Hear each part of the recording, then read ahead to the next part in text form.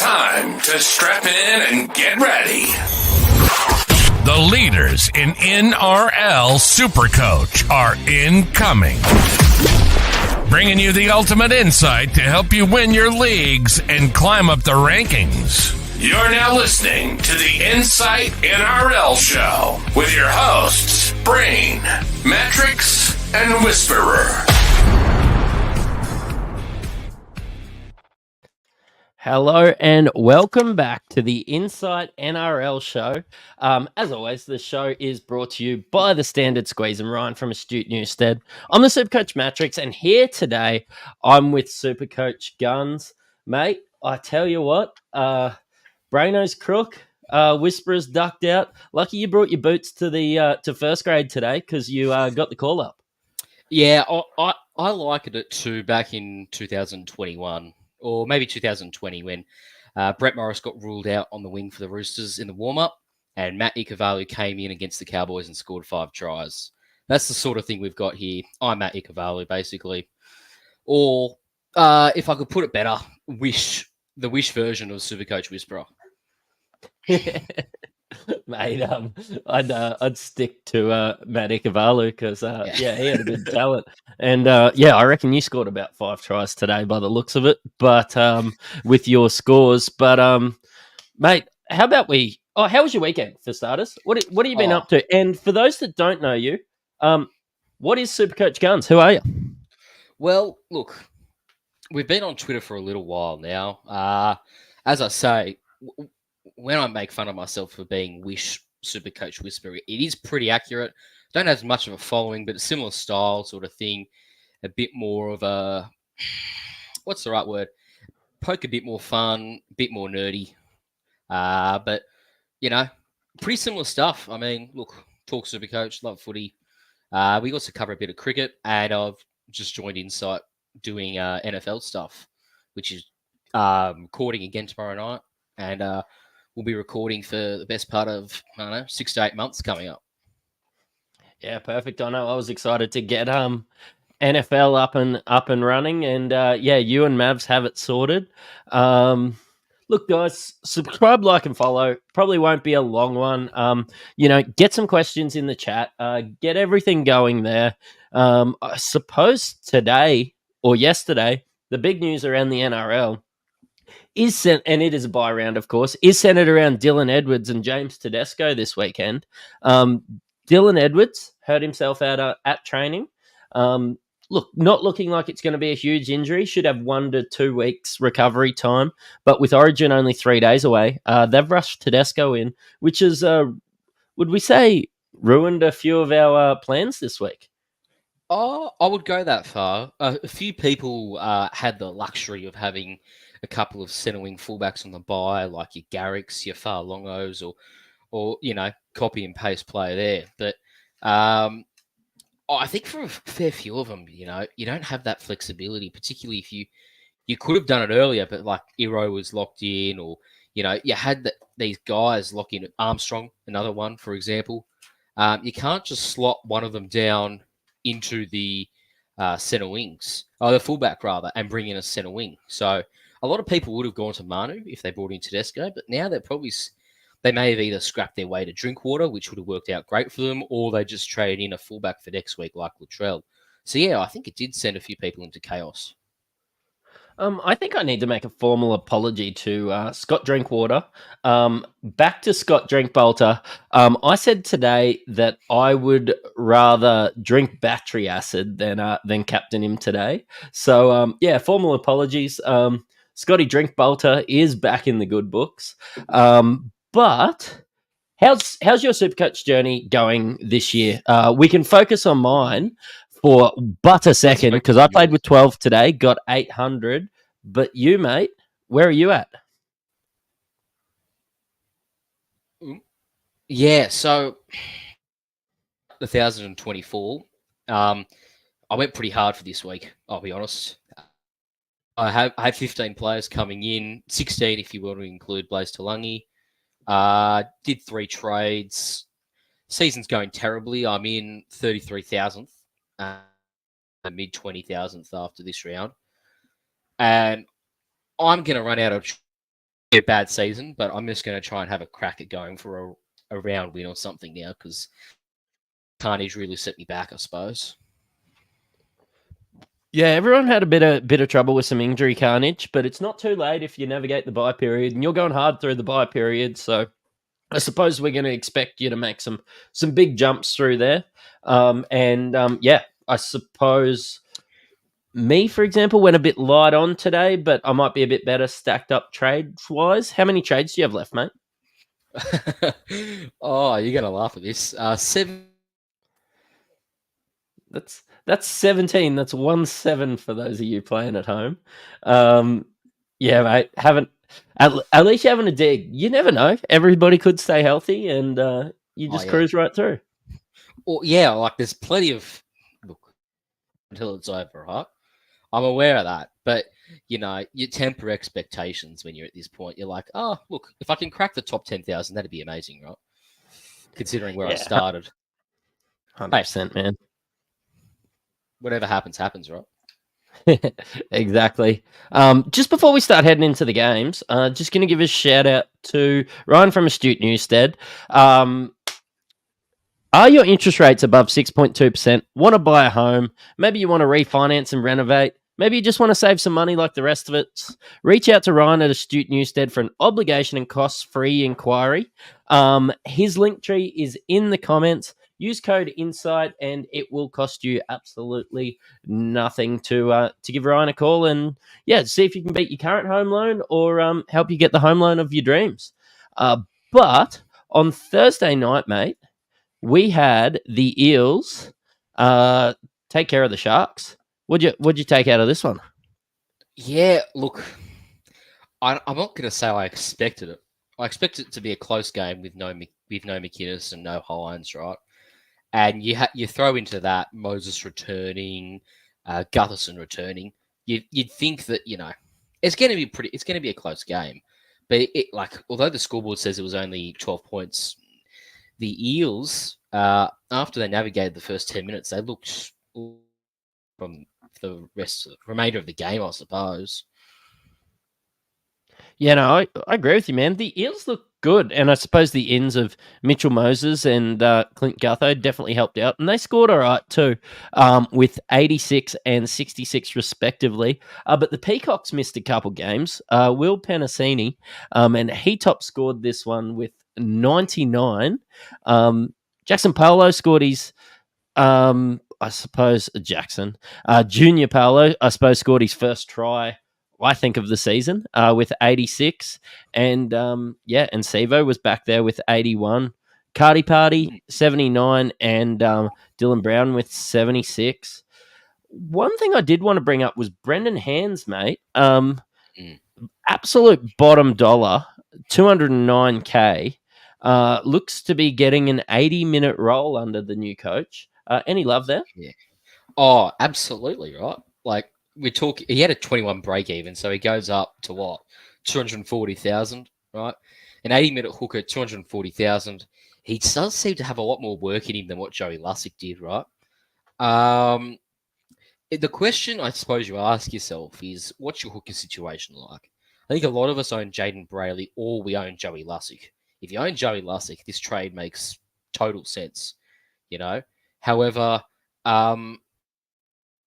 if you own Jaden Brayley, right, he's got an amazing buy coverage. He's actually pause, and I still question hooking rotation. It is a cesspit for dummy halves. It has been for a while now, actually, and I'm hesitant if I own. I'm all in if I own Joey Lussick, though. Yeah, right. So basically, all in if you have Joey Lussick. Otherwise, a no. I don't hate it. I've just got to decide whether I'm going to run with two viable options, or I just go down to like a Brendan Hands or someone. Just play Appy when I can, and and see how it pans out. When we have a look at the Sharks with 22 points, Ronnie Mulatalo, 73 without a try. I expected him to go huge, but I also expected the Eels to be trash. Look, 73 without a try. Are you feeling like you dodged a bullet if you're a Ronnie owner? Well, look, like we're talking, he's going to 30,000 next week. He had 111 break even, scored 70, probably loses around 30k. If he could go berserk. He's just one of those sorts of players. Could go on a run where he scores 6 tries or 7 tries in 6 games. 530k. That's a sideways trade from Blaze to Lungy. Like if that's not enough of incentive, like I don't know what is. I will most certainly make that trade next week. Yeah, sounds good. I'm probably looking. I've got Ronnie, but a similar sort of trade, but just to like a Dallin with Tenny Zalesniak or somebody like that. Dan Atkinson did well in the halves as well. Katoa, his other wing partner, with 83. Jesse Ramian just on the inside with 72. Will Kennedy with 67. Jack Williams with 64. Kale Iro with 59, which is pretty good. His floor seems to be about that 50, which I love. But yeah, the Sharks were a bit disappointing without some of their stars. Britton Nickera, look, 580k. He's dropped 130k. He's going to drop some more cash. Do you just wait until Nico's just playing a bit more often with Nickera? Yeah, I don't know with Nickera. It's always been like, okay, get ready to buy Nickera, but he's never actually lit, I suppose. And I suspect part of that might be that they're not going as much as that to the right as they did last year. Like you saw they didn't really go to him all that. They didn't go that left side all that much outside of Mulatalo, right? And so as a result, Nico Hines got creative using Nickera, Rami, and Sione Katoa. But now that they've got a more balanced attack with Trinkinson, yeah, he doesn't seem to get as much ball as what he used to do. Question for you though: if you're the Sharks, are you going with Trindle or Atkinson as your 5'8"? I'm going with Atkinson, but as a Ronnie Mulatalo owner, gee, I hope Trindle's there. Ronnie just loves cutting out to. Trindle just loves cutting out to Ronnie out there. I've joked about the fact that he's probably going to be best man at his wedding because they've just got that connection there. But yeah, look, I think Atkinson, especially with Trindle out and them winning the games in the past with Atkinson there, yeah, I think I just can't stay away from Atkinson. I'd be picking him. Yeah, fair enough. Tom Hazelton I looked at as a potential buy just because of the tries. He was back-to-back sub-40 scores. Hopefully he drops a bit of cash and you can pick him up at like 500,000. And who knows, maybe he goes on a bit of a try run. Yeah, and the Sharks have been doing ordinary. Tom Hazelton's been doing ordinary. This one was a bit of a dry old game, the Knights versus the Bulldogs. Bulldogs coming out the winners 32-2. Mate, my hero, my vice captain in NRL fantasy this week, and I captained Teddy, so actually got activated. Jacob Preston with 109 and a double. 530k. He was great value then. Probably not so great value now. He's probably going to go up 70 or 80k to 600k. That's Nickera money. Yeah, and you have a look at it. He averaged around 60 last year. Of course, you're going to have to give some leniency for injury games or bench. But he scored 4 tries in 3 weeks as well. That's another thing to note, which is really initiated a fresh round of price rises. 600k, I'm on the fence. I mean, I personally prefer Cartwright just because he's 500k and probably scores fairly similarly. Plus, he also has Mitch Moses. Like, Mitch Moses and a back rower is like a match made in heaven. Yeah, true. I was struggling for numbers and just realizing that the doggies play 13, 14, and 16. Yeah. Had Had to jump on Preston. Reed Marnie, another hooker option. Plays next week as well with Jeremy Marshall-King out if you're short. Look, starting to go to some pretty high heights dollar-wise, but hey, I wouldn't hate if you went Reed Marnie. He seems to be holding on to this streak a lot better than he did last year. Yeah, I've noticed he's just gone back-to-back 70s. He's got a 3-round average of 65 and a 5-round average of 68. Putting out some good stuff. He hasn't gone very low. Lowest is 40, and at hooker, that's pretty good, right? Because even Api Coruscant, who I think is not the best hooker choice, but the most exciting one, just because, Coruscant is great to watch. He's gone low a fair bit. He's gone a couple of mid to early 30s. If you want solid scores at hooker over the Origin, there's worse ideas than paying up for Marnie. Yeah, I love it. One that got away was Josh Curran with 75 for me. Looks like Josh Adokar is out for 8 to 10 weeks with 75. He was looking good. He was looking like he was, I suppose, trying to show that he should be selected for Game 2 of Origin. But, not to be for him. And the fish, Jamin Salmon with a nice little 50 there. I don't know if there's anyone else too relevant except for Karaz. Everybody was touting him, I suppose, the captain option, or at least the vice captain option, with Teddy being the captain option. But at centre, I had zero interest, and that's why they scored 32 points and he scored 45. Yeah, you think that without Okar out, if you might have to drop everything and bring him in, because that's the golden side. Like from a non-owner perspective, right? On the right, you're like, okay, they'll have their games where they don't score. He'll drop in price at some point, and then you can pick him up then. But now, like, I'd back him in to score more often than not on the left with Matt Burton. Viliami Kikau is injured, but Matt Burton, Stephen Crichton when he's not at Origin, it's a very good left edge. And I think Karaz will be a massive beneficiary if he plays on the right or left. I mean, if he plays on left, that is. Yeah. Michael Finch in the chat saying that he's thinking maybe Wilson to the left. But if he's, I would love to see Karaz on the left. I would love that. I just realised it's Sherry on the left. Yeah, it's Sherry on that side. Yeah. Yep. That's perfect as well. Just as good, right? Sherry's a gun. He got 71 himself. I still own him. I don't know why, but I still own him. And, that's a welcome 70, I'll be honest. Very welcome. He's going to touch 500k, and he's going to have these games when the doggies are on song.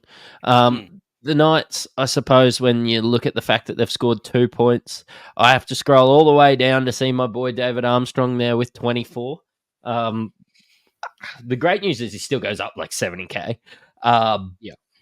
But there's rumours, I think Baz Tui on Twitter sort of saying that he's hearing maybe Sharp back next week, which would be a massive blow to Davey owners. Back when Ponga got injured, Fletcher Sharp himself was also injured. Armstrong got his debut. He's really the third string fullback. But because he's played out 3 games, they didn't want to disrupt that, right? Plus, they'd won 4 in a row since he's joined the starting side. So there's no reason to change a winning formula. But now that they've been trounced and lack of playmaking on the goal line, that's it.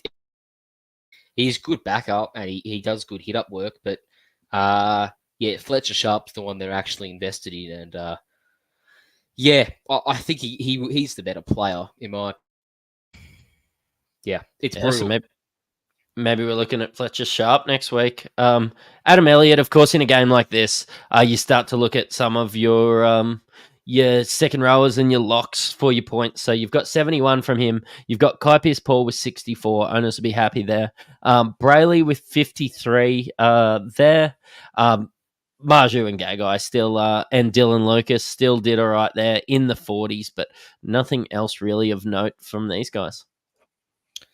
Yeah. Jaden Brayley's had a few 50 scores in a row, which has been great for owners. He worked his way up to around 450k this week, maybe 445 sort of thing. But he's gone 51, 55, 53 the last few weeks. And provided he can keep that going against Melbourne and Penrith, which is a big maybe, you should see his price rise to around that 460, 470, 480 mark. Yeah, and he was 330 at the start of the year, so you'll take that probably as a backup hooker at this stage for you. So, but Dragons 22 took care of the Panthers 10. Panthers up 10-0 at halftime too. Dragons putting 22 zip on them in the second half.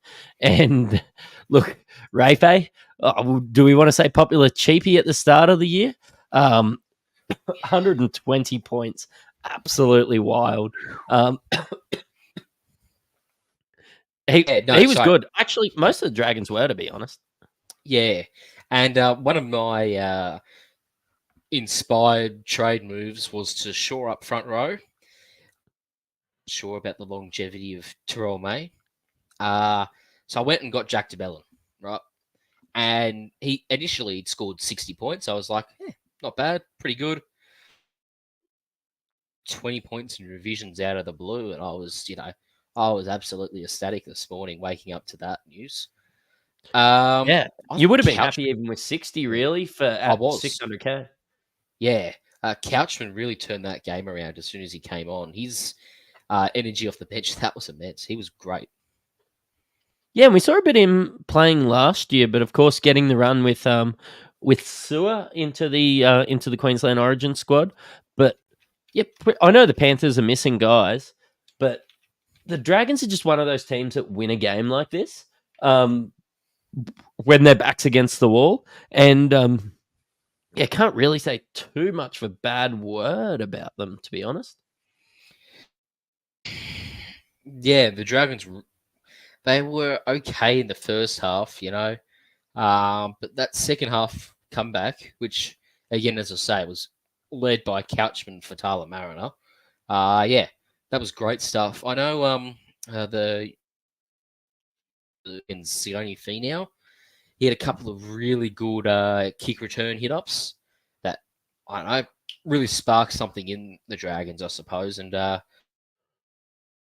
look, there's not much more to say about that game other than, a lot of players. And, they had to play a lot of minutes with for Fisher Harris and Lindsay Smith and Liam Henry in the middle and on the edge, I suppose. But that took it out of them having such a weak bench.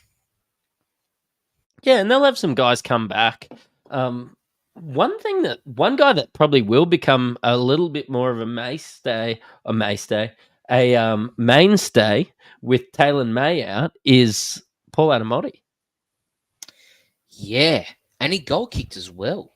Like 96 points, goal kicking. I don't know, what's his price? So 472.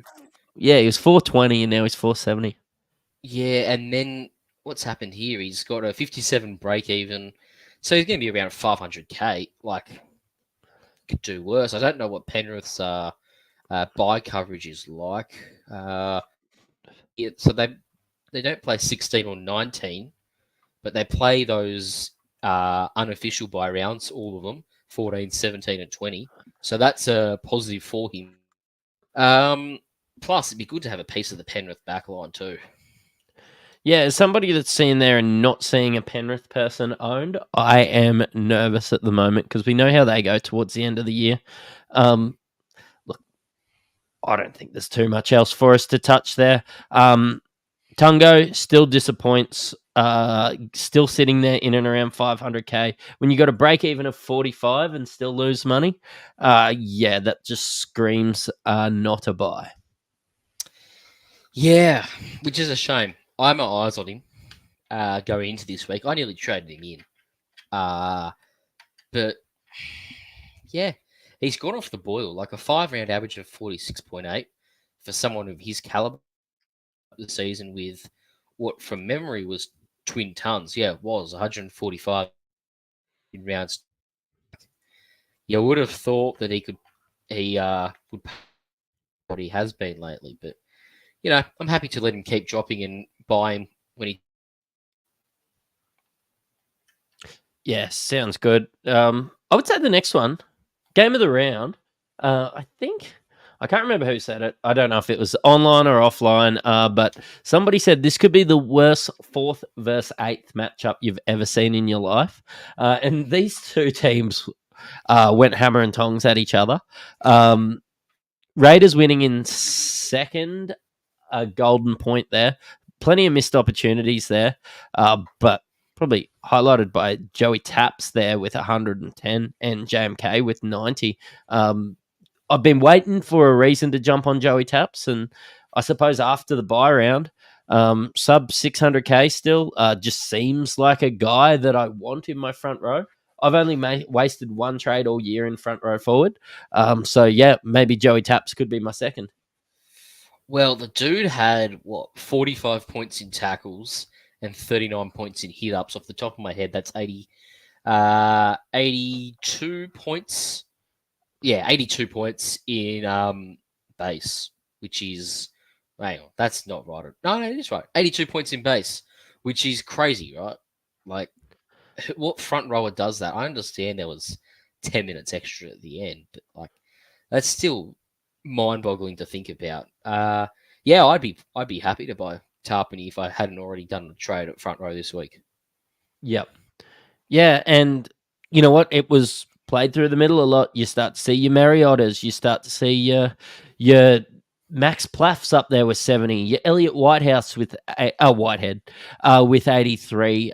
You start to see all these guys in there scoring well. Hooker, JMK, 90.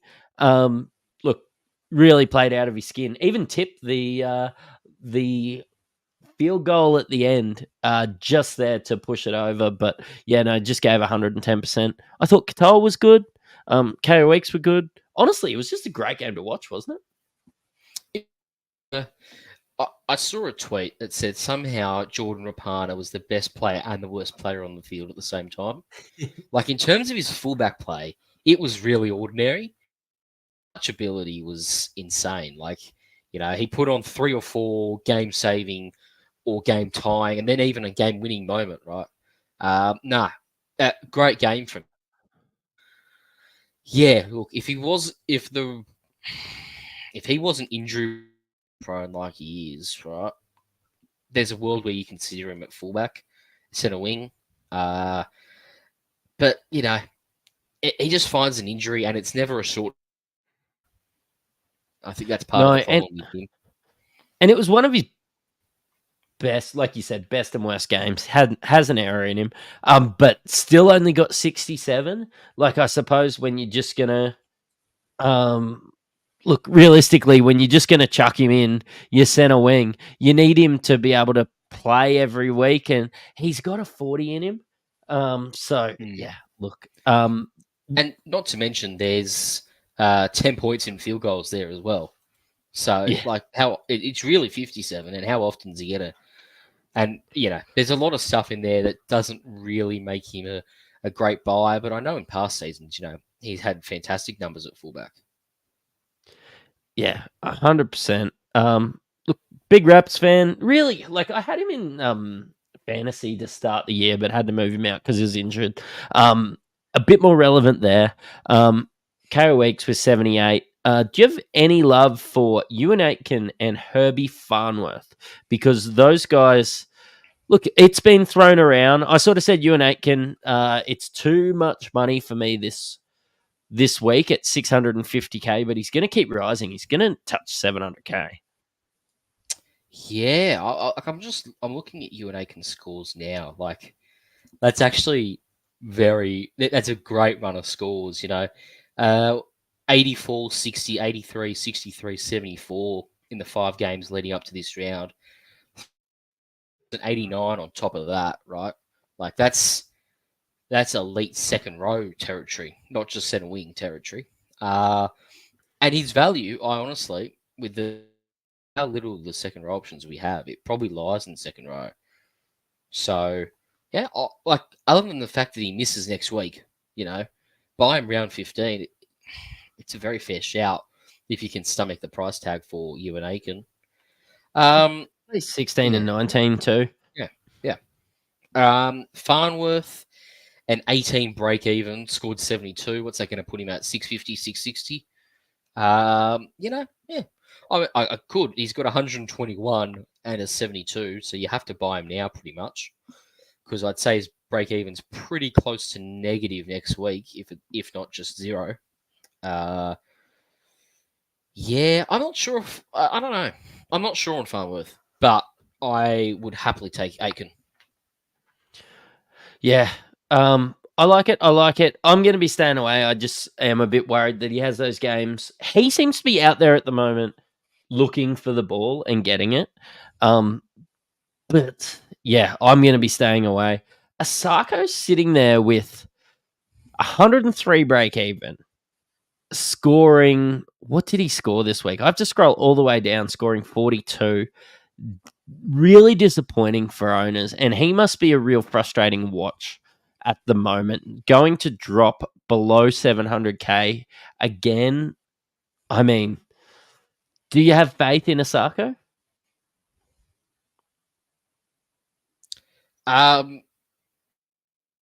sure with Asako. Like, what's his break evens from memory? I'll get it back up here. 103. He's pumped out another 40.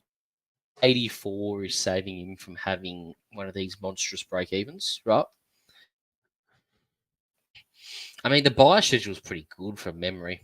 I'll get it up here, but Yeah, being, plays 16. He plays Misses 16. the Plays 9. He, in terms of opponent strength, like it's been Sharks, Melbourne, Dragons, Souths, Panthers for the remainder of this. I don't know. You could take him. Is that right? Yeah, it's probably a good one. Yeah, I think you could have a punt on him. If you're wanting to play risky at the moment. But I think 42 is kind of his floor. I know he kicked a field goal. Did he kick the field goal in this one? He kicked the field goal in this one. Yeah, he kicked one. It would have had Two, 37 otherwise. Yeah. But Trey Fuller with 40 as well, of course, had that unfortunate HIA. Owners would have absolutely been spewing. I even saw some blokes chuck the C on Fuller there. And looks like Jesse Bromwich will be on the sidelines for a while. Yeah, it was a rib injury, I think, in the end. I know they were saying pec, but I think they confirmed it was a rib injury. I was fearful when they said pec that it was like, oh, well, he's retiring at the end of the season, so this is a season ender. That's a career-ending injury, I suppose. Imagine the Fox Sports headlines if that was the case. Far out. Yeah. Cool blow as Bromwich ruled out for the rest of his career, Anyway. Yeah. We'll leave that there. We'll go to today's game, and I tell you what, it is a long waiting for just one game on a Sunday. I don't know. I had to talk to my family. We, we were there. Yeah, far out. Look, I tell you what, it was worth the wait to see Terrell May score 116. Oh, jeez. Just like, it's beautiful. It really is. When Robbo gives him minutes, it's beautiful to watch. He played like 65 today, scored worked his butt off. Oh, it's just, I can make a grown man cry watching Terrell May play rugby league. Yeah, he looked great, and I know a lot of people did get off him. So just rewarding for owners. I think I'm going to take the good with the bad. I've said all year that I don't want to burn these trades at front row forward. I'm happy to play him every week that he's named. If he gets 35 minutes, then yeah, he's probably getting me 40 to 45. I'm going to cop that because he had 120 earlier on in the year. He had 116 today. He's just a bloke that I need to own. Yeah, and what I've sort of set up my team for is to have him as the third front rower. So I'm not necessarily always playing him. If the Roosters have one or two middles out, he comes straight into my 17. But like, He doesn't. He's one of those front rowers where he actually has a lot of upside. So you could almost play him on matchup or play him based off the team sheet. But yeah, I think he's definitely a hold because these big games, they're the ones that move you up the rankings, not solid 50s or 60s, right? Yeah. Sam Walker, Um, 88. That's probably the best game I've seen him play in a team where they didn't put 40 on. Like, he's always been a bit of a flat track bully, I've felt, for Supercoach. I really like watching him play, but yeah, 16-18. Obviously, they lost. Still scored 88. I know there's a try in there and a line break, but what do you think of Sam Walker? I own him, and I was very look. He's just so involved, right? And I think that was even more exaggerated. Manu, not necessarily a great playmaker, but a great ball runner, admittedly. But his connection with Dom Young, like they're telepathic at this point. Honestly, it's one of those great stacks to have in Supercoach, having this halfback and the winger. You know, when Dom Young scores 27 points for him, you also get 20 points for Sam Walker, and then on top of that, he kicks goals, so you get 4 points there. That's like 55 points for Sam for your own team when you own Sam Walker and Dom Young. Every time Young scores, it's a great thing to have, and they're doing it so often. Yeah, is it like Justin Herbert to Keenan Allen, would you say?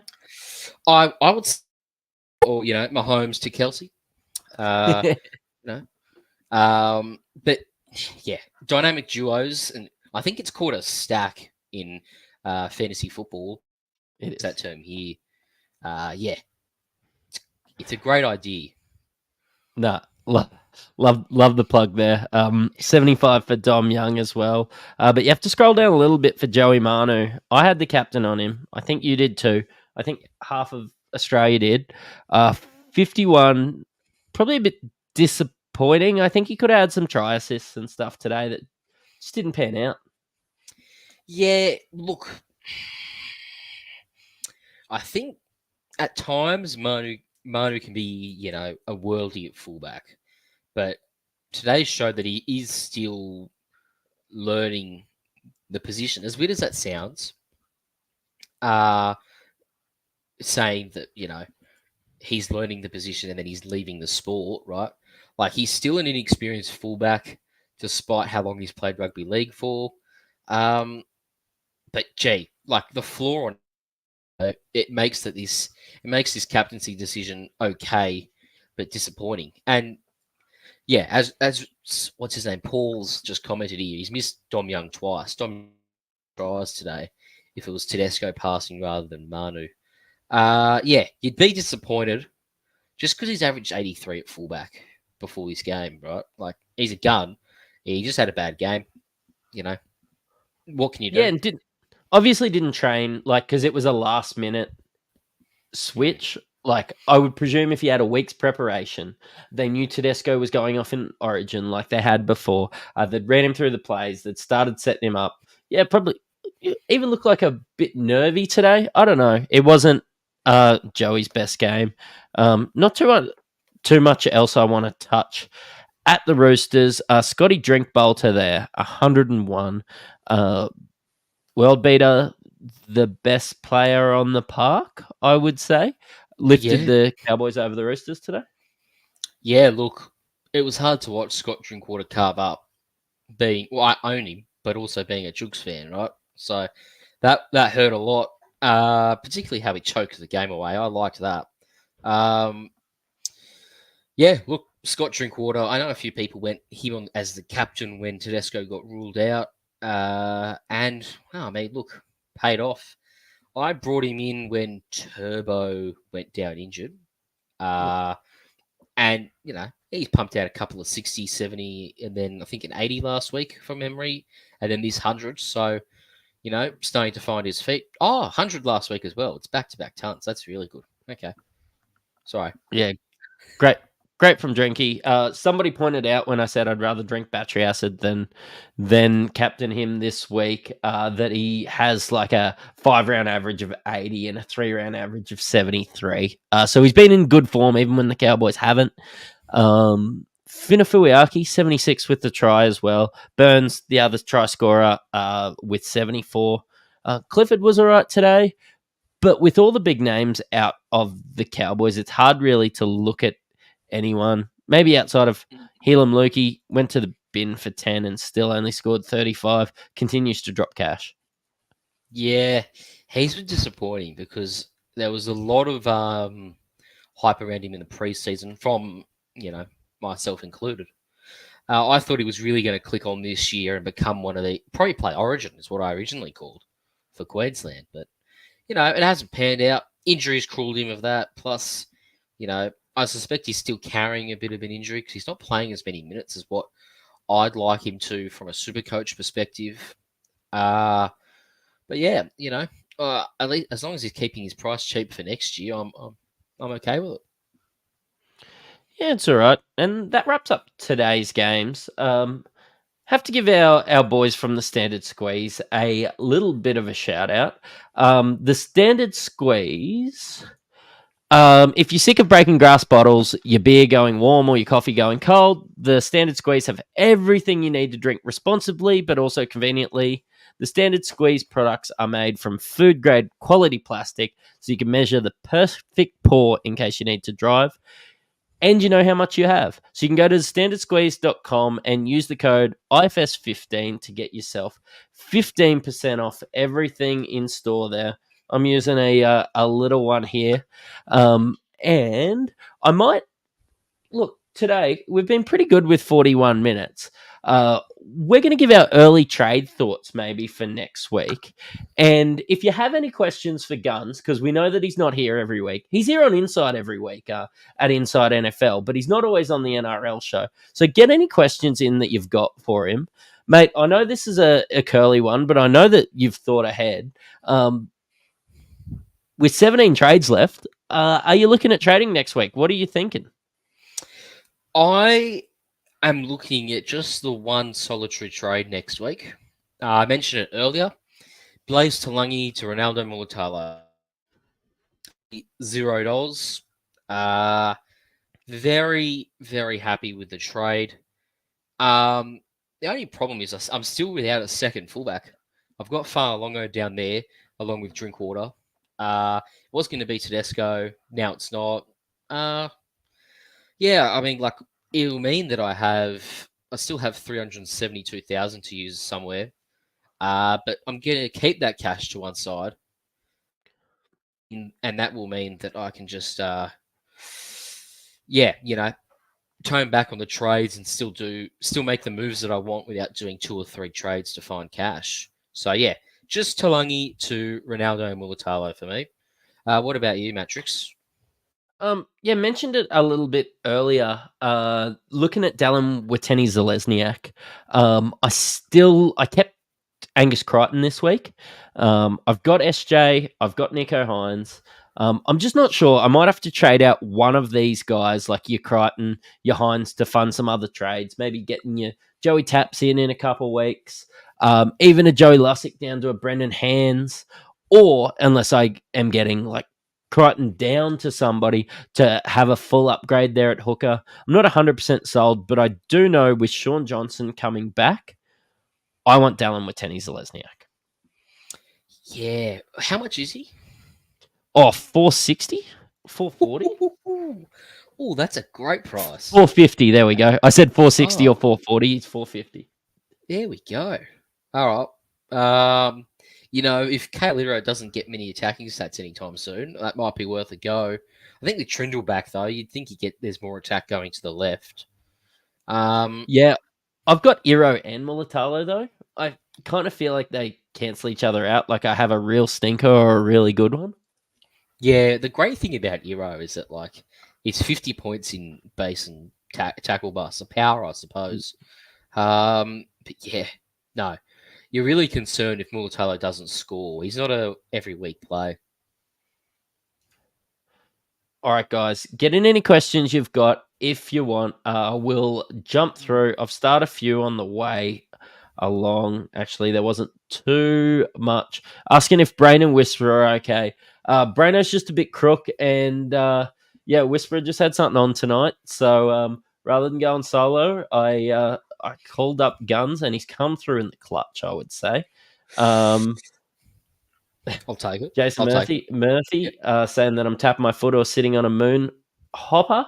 I'm actually just working on my core strength, mate. We have plenty of love for Ronnie Mulatalo in the chat. We've got some Preston mania.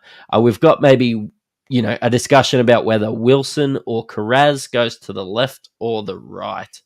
There's some people saying that you can stay instead of Whisperer, mate. Oh, look. I better just stay to the NFL. I'll pop in if I need to for rugby league.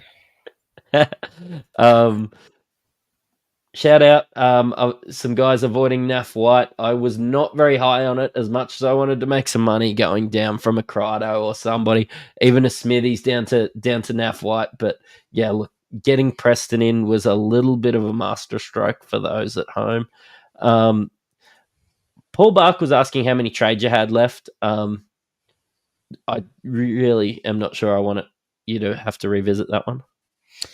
Look, I'm psychologically numb, so I'm happy to readdress that one. I've 17 currently. Season's been one from hell is probably the best way to describe that, Paul. Mate, what are your thoughts on Keon Kolomatangi? Didn't play this week. This is Haggy in the chat. Second row forward, he has, I would say, sort of bottomed out at that sort of 580k with a negative break even. Any love for him? Yeah, he had a big game last week, if I'm not mistaken, 133 points. He's currently, according to this, he's got a -2 break even. I think he's had some quiet games. They played him at lock last week, and he really delivered. Played a bit on the edge. I think he scored twice. Yeah, if you're going to go him, you'd have to go on him now, wouldn't you? They play the next two buys, as Haggy's also just pointed out in the comments. I think there's worse moves. Who's he got? I think he could be a season-long keeper, and I've probably got to do some other things to fund him, but somebody like Morgan Smithies or Jamin Salmon in a couple of weeks to Keon Kolomatangi sounds kind of nice, really. Yeah, it's definitely a big upside, a big change in upside. Like Smithies is plotting with 40 and to 45 right now, whereas going with Kolomatangi, he's got that big upside to him, and I could get behind it. There's not bad shouts. I still think Cartwright at his price of around 500,000 is the best value buy in the second row, with a bit of upside as well. No, I do love the Cardi Party too. Joe Mama in the chat, is Fafita a must-have? Is probably the first part of the question. What do you think about Davey Fafita, no origin? Yeah, look, it's hard to say. Is he going to come out and be super motivated to win his spot back? I don't know if he's that sort of player. I think he doesn't really fuel himself off motivation. He just, if he thinks he's bigger than you, he'll run over the top of you and score. It is that simple with him. In saying that, he's in good try-scoring form and good attacking, has great attacking upside. He's 900k.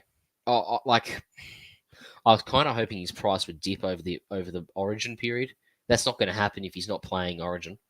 You might have to make a move on him pretty soon if he's not going to drop in value. And also, who would you pick out of Jerome Hughes and Sean Johnson? And this is obviously chatting about from next week onwards. SJ expected to be named. Jerome coming out of a bye. Yeah. Let's go. Let's say both are available. I'd still take Jerome Hughes. It's the high floor that he has, because he's a run first halfback, which, not many, he's one of maybe 2 or 3 in the comp that do that, right? He's got such a high floor at halfback, he's never going to dish out a 20 like some of these guys can, including Sean Johnson himself. He probably doesn't have the upside of the others, but he will regularly score between 65 and 85, right? And I think over the Origin period, he'll be a bit of a pod because he's missed a few games with injury. I'm a big Jerome Hughes fan. I'm a big Sean Johnson fan, but for Supercoach, I'd be going Jerome Hughes. As a Sean Johnson owner, I agree with you. Yeah.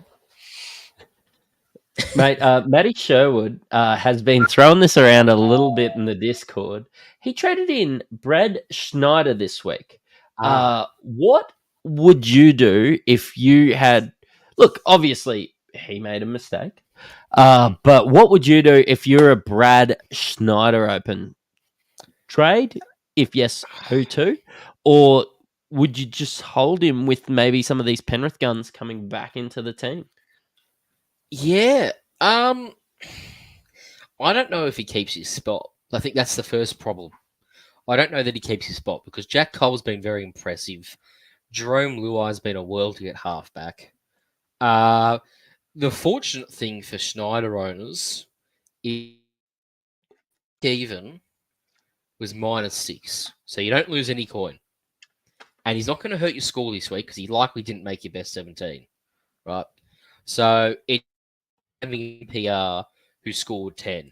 Now, next week, it's a problem because he's a number and you'll have to play him potentially at halfback. And you're talking around 500k. If Daniel Atkinson gets a spot ahead of Brad, I think I'd take him to Atkinson. However,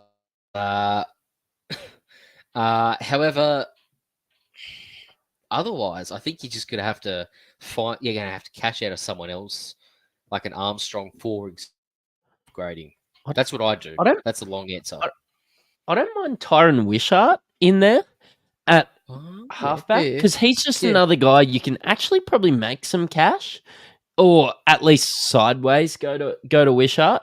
I know that we've missed 200k on Wishart, but I think with the way that he's been playing and with his averages playing 80 minutes, like the Storm are talented enough that Wishart will get his, I think, when he's out there. And it doesn't look like Munster will be back until like round 21, round 22. So I think you trade him. But if you did want to hold on a week, he could, I suppose, fire when some of the Panthers come back. If he keeps that spot, I think Schneider still probably gets the spot over Cole. Yeah, just on Wishart, like his last the 3 games he's played in the halves, 4 games he's played 85, 40, and 60. And there's some good opposition in there. Like he played against the Knights when they had Kalen Ponga, the Sharks, Manly as well. So it's not like he's come up against nobody. He's had some good scores. I like it. And it's great. Yeah. Yeah, that's almost a delete app moment. But 10 is better than 0. So I'll give you that. Yeah. Jonathan Davis has got, is Hamoli the best downgrade for Gus if you're not looking to upgrade to David Fafita? I suppose, yeah, you have Gus. You want to get off him because you worked out that he only plays one of probably the next 3. Is Hamoli the guy you come down to? I'm going to say no. I'm going to say if you own Angus Crichton, I understand you're not going to get massive amount of cash out of it. You go to Eli Katoa. Great availability, pretty much the same scoring potential, I'd say, maybe even higher, just because he plays in that Melbourne team. A 3-round average of 93, 5-round average of 80, season average of 75.2. The dude is a gun, coach. He scores so many tries. He has tons of line breaks, and he gets through. He's not lazy. He gets through plenty of work. I've traded him in a couple of weeks ago. You're not getting as much cash out of it as you like, but you get availability and you get gun scores, and you still get what's that, 80k sort of, 90k out of it. So I think it's not too bad. I would be going Eli Katoa. Love it, man. I agree with you. Simon Brown in the chat again. With the Nathan over whisperer. I think that'll be trending on Twitter next week. You're gonna make me blush. You know? Agent Cheese. The real question is, how many bolters have I had tonight? Look, watching the footy, I probably had five or six before the game, but I haven't been able to duck out too much. I've got hosting duties. I take this shit seriously, Cheese. So yeah, just had a couple during the pod. I've had a couple questions come in for me. How many trades do I have left? 21. Actually saved a trade today. I elected to play with 12 with Manu. Oh, sorry, with Tedesco not being named. I just went back to Reece Walsh, and I thought Tedesco was the best captain option today. So yeah, just slid it across to Manu, and yeah, was a bit disappointed with that. What are Fuller owners doing?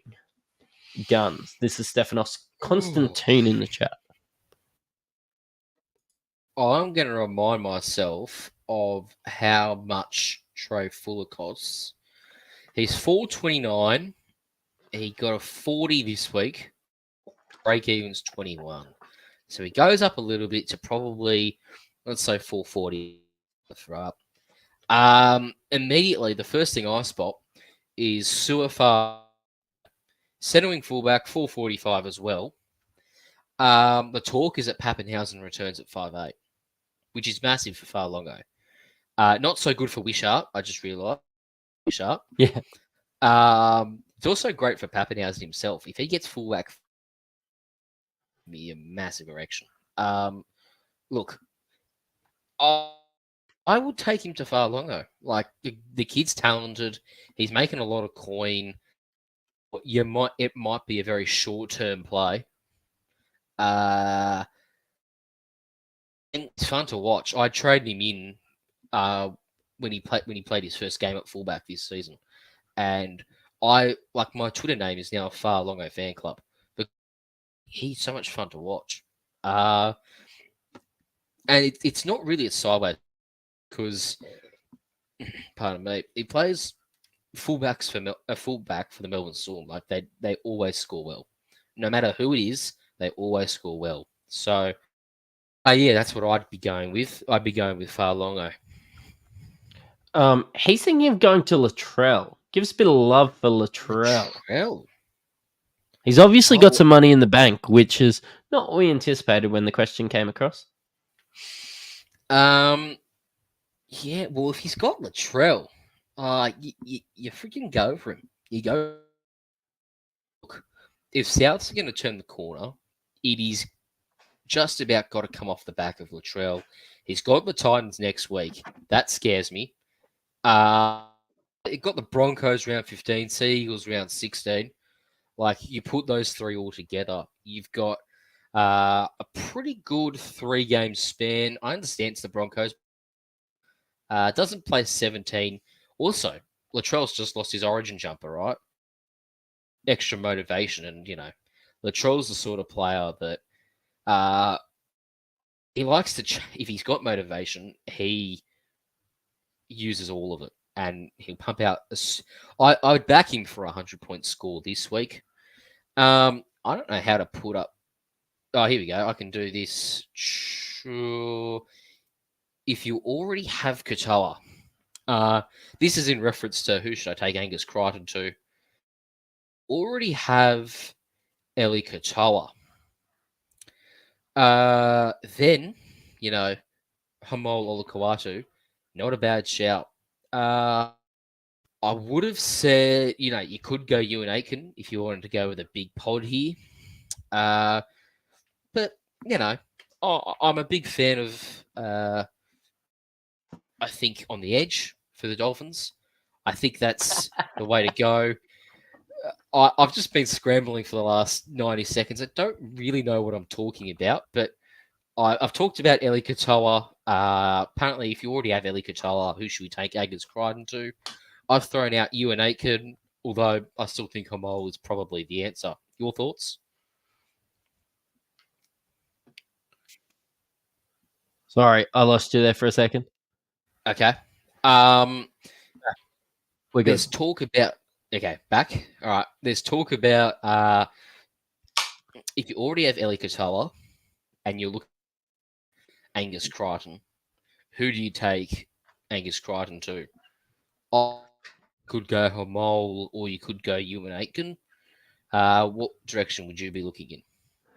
I would nearly go all the way down to somebody a fair bit cheaper at second row forward. I'm not sure, and I know we're looking at Jacob Preston there with 100 at the moment. It'd be Hamoli or honestly bust. Just go all the way down to somebody a little bit scrubbier and spend the money elsewhere.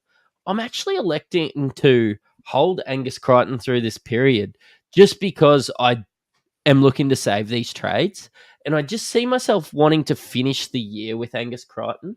So, yeah, maybe just cop a few lower scores. I'm going to be playing some blokes like Salmon, I played this week, Smithies this week, in anticipation for when Angus Crichton comes back, and I will start to nuff those guys out.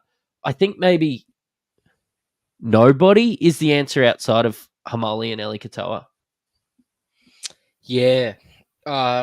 In that high price range, I agree. If you're looking for a really cheap guy, I've spoken about him a couple of times, but Bryce Cartwright, you can't go wrong with a good old Cardi party.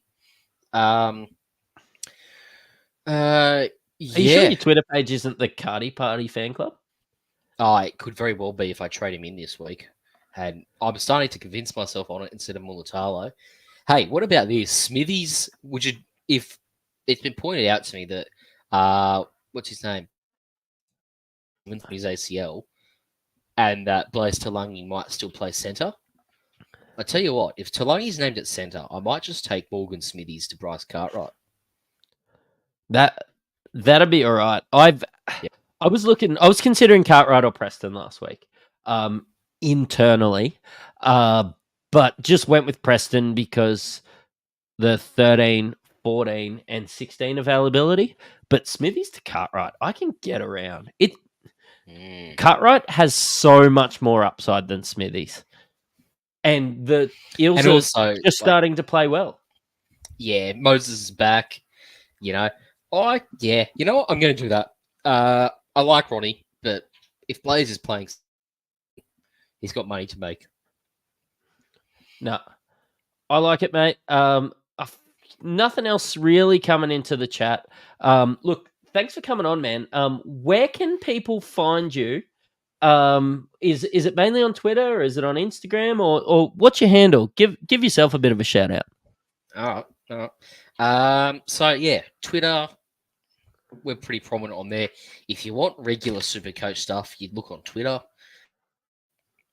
Another admin and I, we have an Instagram page. It's mainly just Supercoach memes with the try map every week nowadays, just because there's not much in the front of on Instagram in terms of Supercoach interaction. Yep. Whilst if you're on Twitter, a lot more of that there. So if you want to actually interact with me regarding Supercoach, I'd go to Twitter. And then obviously, we're doing what's it called? We're doing NFL stuff this season with NFL Maverick, I suppose, or Matt. But yeah, no, I'm site. You can find me on the Insight page every now and again, on Twitter primarily, but Instagram as well. Sounds good. I'm super excited for your NFL content. I tell you what, I might. You know how you were the fill-in today? I might end up being the fill-in for NFL on occasion, I reckon. I do love it. Definitely don't go in as depth as you guys do, but I'm excited to see that content in the future. But no, thanks guys for sticking along. In and around an hour today.